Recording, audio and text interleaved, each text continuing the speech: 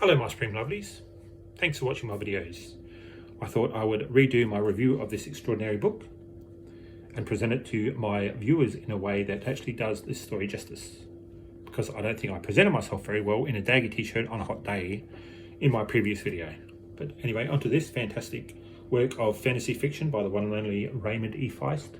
Book 1 of the Riff War saga, Magician by Raymond E Feist, in this beautiful waxy cover paperback brick of a book, which I love. There's the back, there's the side, the binding even, there's the front, there's the top, and there's the bottom.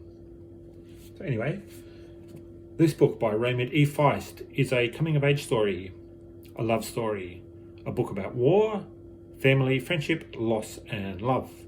It's a story about two young friends, two young boys called Pug and Thomas. Thomas, when he grows up, he wants to be a soldier in the Duke's army, and Pug does too, but to be honest, he doesn't really know what he wants. And as it turns out, he's actually apprenticed to the castle magician Colgan.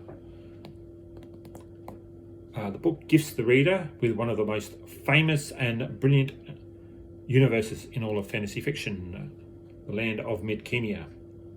Itself is made up of various tropey races. We meet dwarves, elves, magicians of course, dragons, and even fire drakes. As mentioned earlier, the story is well over 800 pages in length, and yet one feels that Mr. Feist barely touched upon parts of this new world, and I think that's because he's got other stories set up in his brilliant mind to gift us with in due course.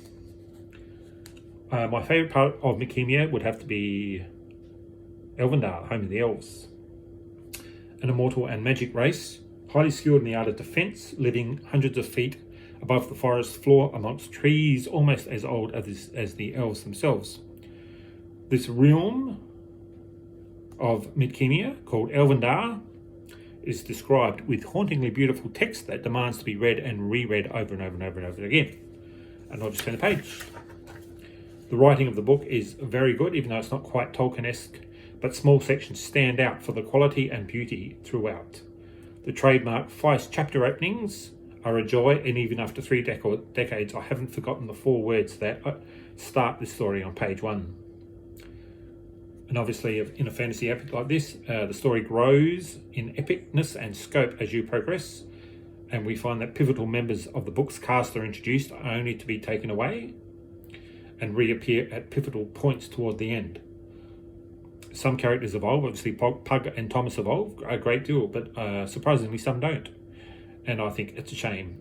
Spoilers prevent me from going into any detail there, but 1 or 2 I think would have been enhanced greatly by evolving into something much bigger than they were, and they could have played a heroic part in the story's finale.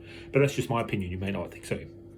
The book is split in halves, not literally of course, it's all one book. And I feel that the story's end was so epic that it deserved its own section. So instead of having 2 sections, it could have had 3, and the 3 could have been a little tiny bit at the end, because it ties everything up nicely and beautifully and very emotionally as well. Familiarity with what we know means that the readers may enjoy reading part 1 more than part 2, but the incredible transformations of the 2 principal characters, Pug and Thomas, throughout the second half took the hardship of reading it away, and emotions run high as well at unexpected places, and of course these help to elevate the reading experience somewhat. It all comes together at the end, of course it does, and I found myself slowing down to let the magic of each chapter sink into my tiny little brain before reading the next one.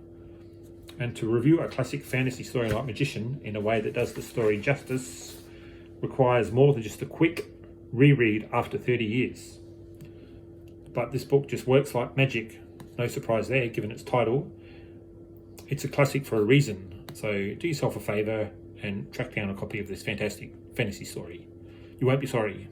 So obviously I'll give this book 5 stars. Thanks for watching my video, and more reviews to come shortly. Bye for now.